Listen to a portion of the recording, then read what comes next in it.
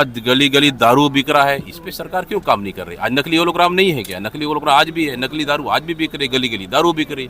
फिर ये तो बहुत बड़ी दुर्भाग्य की बात है कि किसी के जन्मदिन के दिन उनके सुपुत्र को ईडी के माध्यम से उनको गिरफ्तार किया जाना, ये बहुत ही शर्मनाक बात है हमारे प्रदेश के लिए, ये लोकतंत्र के लिए बहुत ही आने वाले समय में बहुत चिंता का विषय है। सर, कवासी लखमा को भी इससे पहले गिरफ्तार किया गया था और उनका कहना था जब कार्यवाही हुई कि उन्हें पढ़ना लिखना नहीं आता है, उन्हें इसके बारे में कुछ नहीं पता है। तो क्या आपको लगता है कि शराब घोटाला जो है वो काफ़ी बड़ा हो सकता है या फिर हुआ है? प्रधानमंत्री मोदी जी का भी ये कहना है कि हमें कांग्रेस मुक्त भारत चाहिए, और उसी के तहत ये जो कार्रवाई जो हो रही है, ये सब कांग्रेस को कमजोर करने वाली बात है। अभी का जो समय है उसमें शराबबंदी तो होती दिखाई नहीं दे रही है, लेकिन कांग्रेस के नेता जरूर बंद होते जा रहे हैं। ये भारतीय जनता पार्टी के झूठ का बोलना है। आज तक वो विरोध जो है वो चल रहा है हसदेव जंगल को बचाने का, लेकिन उसके बावजूद जब उस समय तत्कालिक मुख्यमंत्री थे भूपेश बघेल जी, उनका कहना था कि विरोध वही लोग करें जिनको अपने घरों में बिजली नहीं चाहिए। कांग्रेस को बदनाम करना है, उनके नेताओं को बदनाम करना है, यही उनका प्रोपोगेंडा है। महादेव ऐप पे बहुत बदनाम हुआ, खूब भाषणबाजी हुआ। क्या हुआ महादेव ऐप? महादेव सट्टा ऐप नहीं चल रहे क्या? यदि उसमें इतनी अनियमितता थी, बघेल जी उसमें शामिल थे, तो सट्टे को बंद कर देना था। आज नहीं होना चाहिए उसको, बिल्कुल यहाँ छत्तीसगढ़ से बिल्कुल बाहर होना था। बस्तर में नक्सली समस्या को जिस हिसाब से जिस स्पीड से ख़त्म करने का प्रयास हो रहा है, इसमें हमको खुश होने की ज़रूरत नहीं है, क्योंकि आने वाले समय में बड़े बड़े यूनिट्स वहाँ लगेंगे। और 3200 करोड़ के शराब घोटाले को लेकर छत्तीसगढ़ के पूर्व मुख्यमंत्री भूपेश बघेल के बेटे चैतन्य बघेल को ईडी ने कल गिरफ्तार कर लिया है, और इस गिरफ्तारी के बाद कांग्रेसी जो महकमा है वो लगातार बैठकें कर रहा है, और ये चर्चाएं की जा रही हैं कि आखिर इस मामले में किस प्रकार से कांग्रेस और उनके कार्यकर्ताओं का प्रदर्शन होगा। इसी को लेकर के आज राजीव भवन में पीसीसी की बैठक रखी गई थी, जिस बैठक में भाटापारा के एमएलए इंद्र साव जी भी आए हुए थे, आज हमारे समक्ष मौजूद हैं, और उनसे जानेंगे कि आखिर ये जो सारा ईडी का जो छापेमारी का जो सिलसिला चला है पिछले कुछ समय में शराब घोटाले को लेकर के, उसमें एक जो अब बड़ी कार्यवाही हुई है वो ये हुई है कि भूपेश बघेल के बेटे को गिरफ्तार किया गया है। उन पर आरोप है कि जो शराब घोटाले में पैसे का जो ट्रांजैक्शन हुआ है, फर्जी कंपनियां बना करके जो भूपेश बघेल के करीबी थे, उन्होंने बहुत सारे जो पैसे हैं वो चैतन्य बघेल को ट्रांसफ़र किए हैं। न्यूज़पेपर के आर्टिकल्स में भी ऐसी खबरें आई हैं, इस पर आप क्या कहना चाहेंगे? देखिए, जितनी भी कार्रवाई हो रही है छत्तीसगढ़ में, ये सब कांग्रेस को कमज़ोर करने के लिए, विपक्ष की आवाज़ को दबाने का एक प्रयास है। और हमारे प्रधानमंत्री मोदी जी का भी ये कहना है कि हमें कांग्रेस मुक्त भारत चाहिए, और उसी के तहत ये जो कार्रवाई जो हो रही है, ये सब कांग्रेस को कमज़ोर करने वाली बात है, ताकि ये बड़े नेता के परिवार के लोगों को यदि ईडी में फंसा के उसको अंदर कर दे, तो छोटे जो कार्यकर्ता हैं वो खुद ही कांग्रेस से दूरी बना लेंगे और ये हमारे साथ में आ जाएंगे। ऐसी भाजपा की साजिश चल रही है, और कहीं भी जो ये जितनी बातें कर रही है या जो बड़े बड़े जो ये आरोप लगा रहे हैं, चाहे वो शराब के मामले में हो, चाहे, जबकि हमें देखने मिला है आज अभी विधानसभा मानसून सत्र में विधानसभा में भी जितने भी मुद्दे हम लोगों ने उठाया, उसी का ये परिणाम है। चाहे वो किसानों के खाद का मामला हो, बीज का मामला हो, चाहे रेत के अवैध खनन की बात हो, चाहे जंगल की कटाई हो, ये सब चीज़ में ये फेलियर महसूस हो रहा है, अपने आप को महसूस किए है ये सरकार। आज किसी भी कांग्रेस के हमारे विधायक के प्रश्न का जवाब देने में अक्षम साबित हुए हैं विधानसभा में। ये सब पूरी जनता देख रही है कि आज जो माहौल है आज प्रदेश में, उस माहौल को ये कितने बैकफुट में आ चुके हैं, ये भाजपा के कार्यकर्ता भी महसूस करने लगे हैं कि हमारी सरकार कुछ नहीं कर पा रही है। और इसी के तहत आज ये जो हमारे नेताओं को, हमारे कांग्रेस के, चाहे वो कवासी लखमा हो, आदिवासी नेता को जो प्रताड़ित किए, ताकि आदिवासी समाज कांग्रेस से दूर हो जाए। इसके पहले देवेंद्र यादव को जो हमारे गिरौदपुरी में जो घटना हुई थी, उस माध्यम से सतनामी समाज के लोगों को प्रताड़ित किया, ताकि सतनामी समाज कांग्रेस से दूर हो जाए और ये सब भाजपा के का साथ पकड़ ले और कांग्रेस कमज़ोर हो जाए। इनकी साजिश यही है। और आज जो भूपेश बघेल जी के परिवार के साथ जो हुआ है, उनके सुपुत्र के साथ में, ये तो बहुत बड़ी दुर्भाग्य की बात है कि किसी के जन्मदिन के दिन उनके सुपुत्र को ईडी के माध्यम से उनको गिरफ्तार किया जाना, ये बहुत ही शर्मनाक बात है हमारे प्रदेश के लिए, ये लोकतंत्र के लिए बहुत ही आने वाले समय में बहुत चिंता का विषय है। जन्मदिन की बात कर रहे हैं आप, ये पहली बार नहीं हुआ है कि जन्मदिन पर किसी के यहाँ छापा मारा गया। इससे पहले भी देवेंद्र यादव के जन्मदिन के एक दिन पहले उनके यहाँ पर ईडी का छापा पड़ा था।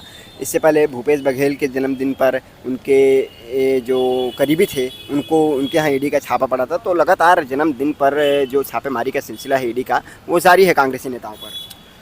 देखिए, यही तो मैं कह रहा हूँ कि ये हमारे लोकतंत्र के लिए ये बहुत बड़ी एक आने वाले समय के लिए चिंता की बात है कि मतलब एक आदमी का जो साल में एक जन्मदिन होता है, उस दिन को आप टारगेट करके मैंने ये संदेश देना चाह रहे हो कि कांग्रेस कितनी कमज़ोर है कि बहुत आसानी से हम इनको बिल्कुल पार्टी से इनको अलग थलग कर दें, ताकि इनकी जो भी संगठन है वो जो मजबूती है वो ख़त्म हो जाए।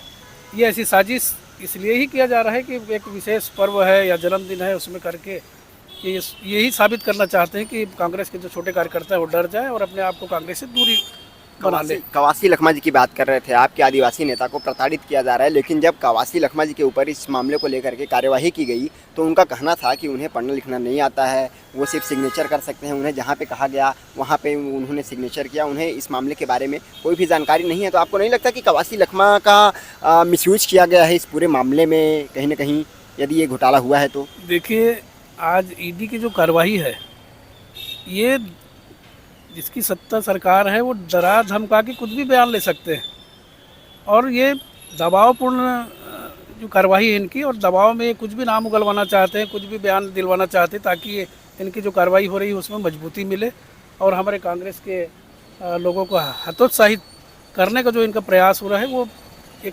कामयाब नहीं होंगे इसमें। क्योंकि आज जो हमारे पूरे विधायक और जितने भी हमारे शीर्ष के नेता हैं, वो सब मिल बैठ करके आज ये तय हुआ है कि अडानी की जो यहाँ जो बहुत लंबी चौड़ी जो इनकी साजिश चल रही है छत्तीसगढ़ को लूटने का, और ये ध्यान भटका करके ये शराब के मामले चाहे सट्टे के मामले, क्या आज महादेव सट्टा ऐप नहीं चल रहे क्या? यदि उसमें इतनी अनियमितता थी, बघेल जी उसमें शामिल थे, तो सट्टे को बंद कर देना था। आज नहीं होना चाहिए, उसको बिल्कुल यहाँ छत्तीसगढ़ से बिल्कुल बाहर होना था, ऐसे जो भी अनियमित कार्य है वो। लेकिन ये सरकार लगातार अडानी को, अंबानी को फ़ायदा पहुंचाने वाले जो जितने भी हथकंडे हैं, ये सब ध्यान भटकाने वाली बात है। आज पूरी जितनी भी हमारे प्रदेश की जो छत्तीसगढ़ की खनिज संपदा है उसको लूटने का पूरा प्रयास हो रहा है। बस्तर में नक्सली समस्या को जिस हिसाब से जिस स्पीड से ख़त्म करने का प्रयास हो रहा है, इसमें हमको खुश होने की ज़रूरत नहीं है, क्योंकि आने वाले समय में बड़े बड़े यूनिट्स वहाँ लगेंगे और हमारी जितनी भी खनिज संपदा है वो हमारे प्रदेश से बाहर जाएगी और हम छला महसूस करेंगे। हमारे आदिवासी भाई जो उस वनांचल में जो निवासरत है उनके साथ बहुत बड़ा धोखा होने वाला है। तो आप ये कहना चाहते हैं कि बस्तर में जिस प्रकार से नक्सलियों को अभी समाप्त करने की योजना चल रही है 2026 तक, जो कि यहाँ के गृह मंत्री विजय शर्मा जी बार बार इस बात का जिक्र करते हैं और अमित शाह जी भी बार बार इस बात का जिक्र करते हैं कि 2026 तक बस्तर को नक्सल मुक्त कर दिया जाएगा, तो क्या वहाँ पर इंडस्ट्रियलाइजेशन किया जाने का प्रयास किया जाएगा भविष्य में सरकारों के द्वारा, ऐसा आपको अंदेशा है? ये बिल्कुल है, ये निश्चित रूप से सरकार की मंशा है और इसी उद्देश्य से ये तो लगातार नक्सल समस्या के नाम पर तो ये तो बहुत लूट भी मचाए। पहले 15 साल जब इनकी सरकार रही उस समय भी चाहते तो ख़त्म हो जाती, लेकिन आज धीरे धीरे जो इन औद्योगिक इकाइयों को, आज अडानी का जो धौस और जो चल रहा है, नरेंद्र मोदी जो उनका सपोर्टर है, उनके जो उनकी मित्रता है आज बहुत प्रगाढ़ हो चुकी है और ये हमारे छत्तीसगढ़ में उनकी बहुत पारखी नज़र है कि यहाँ की खनिज संपदा को कैसे हमको निकालना है, कैसे लूटना है, छत्तीसगढ़ को कैसे बर्बाद करना है, आदिवासियों को वनांचल से कैसे इनको खदेड़ना है, इसमें इनका दिमाग चल रहा है। लेकिन नक्सलवाद तो एक समस्या है ना, क्योंकि वहाँ पर जो जवान होते हैं उनके ऊपर कई बार हमला होता है, वो शहीद होते हैं, ग्रामीणों के ऊपर हमला किया जाता है और जिसकी वजह से वो जो क्षेत्र है वो आज तक विकास कार्यों से कहीं न कहीं पिछड़ा हुआ है, तो उसे समाप्त करना भी तो ज़रूरी है ना, नक्सलवाद का खात्मा भी तो होना चाहिए ना। ये सब चाहते हैं, हम भी चाहते हैं, सभी लोग चाहते हैं कि नक्सलवाद तो ये हमारे समाज के लिए बहुत बड़ी एक समाज को दुर्दशा करने, पार्टी ने भी कई बड़े नेताओं को खोया है, हमने हमारे शीर्ष के नेताओं को हमने खोया है, सब चाहते हैं, लेकिन इसका खामियाजा हमको ये भुगतना ना पड़े कि नक्सलवाद का 100% सफाई होने के बाद में अडानी अपना वहाँ कब्जा जमा ले और जमा करके वहाँ वनांचल में जो रहने वाले हमारे जल जंगल ज़मीन के जो वास्तव में जो रखवाले हैं हमारे आदिवासी भाई, उनके साथ कोई अहित ना हो। नक्सलवाद ख़त्म करना तो हम सबकी एक माने सबकी साझा जवाबदारी है, और हम सब लोग चाहते हैं कि नक्सलवाद ख़त्म हो, लेकिन ख़त्म होने के बाद हमारी जंगल ज़मीन भी सुरक्षित रहनी चाहिए। 22 तारीख को पूरे छत्तीसगढ़ में बंद का आह्वान करेगी कांग्रेस। ये आज तय हो चुका है। आज तो पूरे प्रदेश कांग्रेस कमेटी की भी बैठक हो गई, पूरे विधायक शामिल थे, पूरे हमारे कांग्रेस के वरिष्ठ नेता थे, पूर्व मंत्री थे, पूर्व विधायक थे, पूर्व सांसद सभी लोग आज इस बैठक में शामिल हुए और बहुत वृहद रूप में एक इस आंदोलन की रूपरेखा बन रही है। 22 तारीख को आर्थिक अडानी के खिलाफ में नाकेबंदी करना है। उसके बाद फिर से रणनीति बनेगी कि इस आंदोलन को और कैसे बढ़ाना है।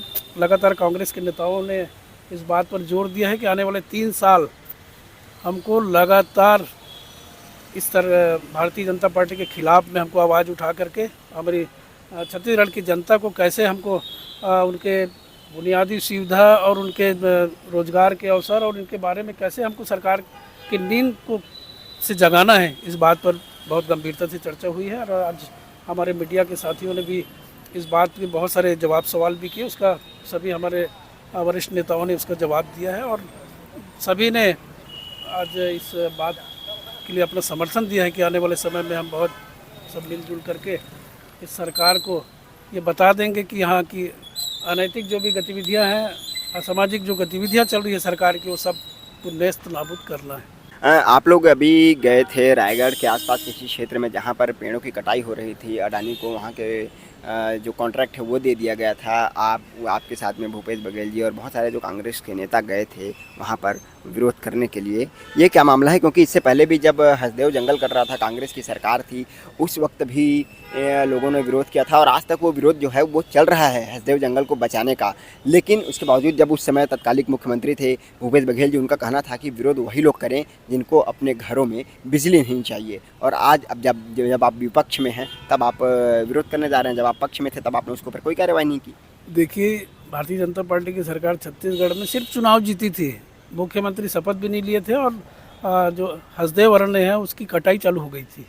तो ये जो छत्तीसगढ़ की जो सरकार है वो तो ये शुरुआत ही अपना जंगल कटाई से शुरू की है। आज हमारे पूरे कांग्रेस के विधायक गए थे मुड़ा गांव के पास तमनार जो जंगल है, वहाँ पर अडानी को जो यूनिट लगाने, कोयला निकालने के लिए जो इस सरकार के द्वारा जो दिया गया है, लाखों पेड़ को काट दिए गए हैं। जो पेड़ कई सालों करीब वर्ष लग जाते हैं उनको तैयार होने में, ऐसे पेड़ को काट दिया गया है। आज सरकार भले ही एक पेड़ माँ के नाम लगा रही है, लेकिन पूरा जंगल तो अडानी को सौंप रही है। तो ये जो आज जो सारा खेल चल रहा है, टोटल अडानी को फ़ायदा पहुँचाने के लिए चल रहा है। हमारी सरकार ने जल, जंगल, ज़मीन, गरीब, मजदूर, असहाय, बेसहारा, महिलाओं की सुरक्षा और उनके हित के लिए काम करते आई है। सिर्फ उद्योगपतियों के लिए तो सिर्फ भाजपा ही काम कर सकती है। जल, जंगल, ज़मीन की आप बात करते हैं, सिर्फ आप नहीं, सभी सरकारें, सभी पार्टियां बात करती हैं जल, जंगल, ज़मीन के बारे में, लेकिन जो धरातल है उस पर जो उसकी स्थिति है वो काफ़ी गंभीर दिखाई पड़ती है। क्योंकि पहले देखते थे कि जहाँ पे इंडस्ट्रीज़ लगती हैं उसी एक एरिया को इंडस्ट्रियलाइज़ किया जाता था, लेकिन अब जैसे कि सिलतरा एक इंडस्ट्रियलाइज क्षेत्र है, उसके बाद अब ग्रामीण क्षेत्रों में इंडस्ट्रीज़ लगाने का एक जो प्रयास किया जा रहा है, जैसे कि हमारे शिमला के आसपास के क्षेत्रों में अब उसे इंडस्ट्रियलाइज घोषित कर दिया गया है और बहुत सारी जो इंडस्ट्रीज़ हैं वहाँ पर इस्टेब्लिश हो रही हैं। ग्रामीण लगातार उसका विरोध कर रहे हैं, लेकिन विरोध के बावजूद हम देखते हैं कि कुछ समय में वो जो कंपनियाँ हैं उनका काम शुरू हो जा रहा है। तो इस बारे में आप क्या कहना चाहेंगे? क्योंकि वहाँ पर अभी हमारा जो थोड़ा सा जंगली एरिया है, पर्यावरण वहाँ का ठीक है, रहने लायक एरिया है, लेकिन जिस प्रकार से उद्योग वहाँ पर स्थापित हो रही हैं, 2, 4, 10 साल बाद जो स्थिति है वो सिलतरा की तरह हो जाएगी। और सिलतरा में आज की स्थिति क्या है वो आप जरूर जानते हैं। देखिए, देश के विकास में औद्योगिक विकास भी ज़रूरी है, और कहीं भी उद्योग लगता है तो गाँव वालों को खुशी भी होती है, उस क्षेत्र के लोगों को खुशी भी होती है कि चलो उद्योग आ रहा है तो हमको रोज़गार के अवसर भी मिलेंगे करके। और ये दुर्भाग्य की बात है कि कोई भी यूनिट या उद्योग लगने के बाद में स्थानीय लोगों को नौकरी तो मिल नहीं पा रही है, जबकि राजपत्र में स्पष्ट ये उल्लेख है कि 70% अकुशल श्रमिक, 40% कुशल श्रमिक, 20% जो मैनेजमेंट देखते हैं वो उनको लेना है स्थानीय स्तर पर। ये सब नहीं हो रहा है। मैं मानता हूँ कि औद्योगिक इकाई लगने से बहुत सी समस्याएं पैदा होती है, कृषि क्षेत्र को नुकसान भी होता है, उस क्षेत्र में प्रदूषण की भी समस्या आती है। लेकिन इस बात में हमको इसलिए बहुत ज़्यादा हम नकार नहीं सकते उद्योग को कि यदि हमारे पास में यदि उचित व्यवस्था है वहाँ पर, यदि किसी को नुकसान नहीं हो रहा है तो उद्योग लगाने से कहीं कोई दिक्कत नहीं है। लेकिन आज जो जंगलों की तरफ देखें, कोई ज़रूरी नहीं कि जंगल को काट के ही हम उद्योग स्थापित करें। हमारे पास बहुत से मैदानी इलाके जहाँ भी हमको उद्योग स्थापित किया जा सकता है। लेकिन जिन आधारों पर उद्योगों की स्थापना होती है, स्थानीय लोगों को रोजगार, विकास, वो तो कहीं दिखाई नहीं देते। आज जो लोकल रहवासी हैं वो वहाँ पर रोजगार के लिए संघर्ष कर रहे हैं। या तो उनको मिनिमम दर्जे का रोजगार दिया जाता है या फिर वहाँ पर उनको रोजगार दिया ही नहीं जाता है कि आप लोकल हैं इसलिए। तो फिर कहाँ मिल रहा है रोजगार? अगर इतने सारे उद्योग होने के बावजूद भी एक गाँव जहाँ पर 2 से 3 कंपनियाँ हैं, उसके बावजूद वहाँ का युवा अगर रोजगार की ही बात कर रहा है, रोजगार के लिए ही संघर्ष कर रहा है, तो फिर कहाँ है वो दावे? आज दिक्कत ये भी हो रही है कि जिस ग्राम पंचायत में या उस आसपास में उद्योग लग रहे हैं तो वहाँ के जनप्रतिनिधि या सरपंच वगैरह होते हैं, बहुत आसानी से एनओसी जारी कर देते हैं। अब इसमें होता यह है कि उसके बाद में गांव वाले कुछ कर नहीं पाते। हम भी मानते हैं इस बात को कि उद्योग यदि लग रहे हैं तो वहाँ पर स्थानीय लोगों को नौकरी मिले, उनकी सुविधाओं को ध्यान में रखा जाए, उनको बुनियादी सुविधा मिले, उस गाँव का विकास हो। लेकिन ये सब बिल्कुल नहीं हो रहा है और इसकी लड़ाई हम अपने क्षेत्र में तो बराबर लड़ेंगे। धन्यवाद हमसे बातचीत करने के लिए। तो ये थे भाटापारा के एमएलए इंद्र साव जी, जिनको आपने सुना। इसके साथ ही हमने देवेंद्र यादव जी से भी बात करने का प्रयास किया और भूपेश बघेल जी से भी बात करने का प्रयास किया। क्या कुछ उनका कहना था वो आगे आप देखिए इस वीडियो में। और हमारे चैनल मनखा वॉइस को सब्सक्राइब कर दीजिए, वीडियो को लाइक कीजिए, ज़्यादा से ज़्यादा शेयर कीजिए और कमेंट सेक्शन में अपना सुझाव ज़रूर दीजिए कि आपका इस पूरे मामले में क्या कहना है। सर जिस प्रकार से ये पूरा घटनाक्रम हुआ है, ईडी ने चेतन बघेल को गिरफ्तार कर लिया है, क्या कहना चाहेंगे इसके बारे में? हम सब एकजुट हैं और मजबूती से लड़ाई लड़ेंगे। सर कवासी लखमा को भी इससे पहले गिरफ्तार किया गया था और उनका कहना था जब कार्यवाही हुई कि उन्हें पढ़ना लिखना नहीं आता है, उन्हें इसके बारे में कुछ नहीं पता है। तो क्या आपको लगता है कि शराब घोटाला जो है वो काफ़ी बड़ा हो सकता है या फिर हुआ है?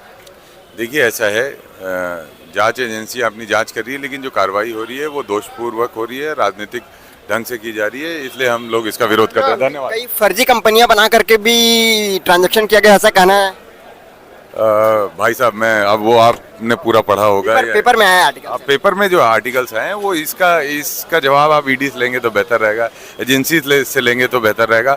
हम अपनी राजनीतिक बात बहुत स्पष्ट कर रहे हैं कि जिस तरीके से पूंजीपतियों को पूरे प्रदेश को बेचा जा रहा है, इसके खिलाफ हम सब एकजुट होकर पूरी मजबूती से लड़ाई लड़ रहे हैं। सर आप लोगों का कहना है कि कांग्रेस को शराब घोटाले में बदनाम करने का प्रयास किया जा रहा है, लेकिन जब कवासी लखमा के ऊपर कार्रवाई की गई उनके ऊपर, तो उनका कहना था कि उन्हें सिर्फ सिग्नेचर करना आता है, उन्हें पढ़ना लिखना नहीं आता है, उन्हें कोई जानकारी नहीं है कि कहाँ पे ये सारा मामला हुआ। उन्हें जहाँ पे बोला गया उन्होंने वहाँ पे सिग्नेचर कर दिया। तो कहीं ना कहीं अंदेशा तो साफ है कि इस मामले में जो बड़ा घोटाला हुआ है। कोई भी अंदेशा नहीं है।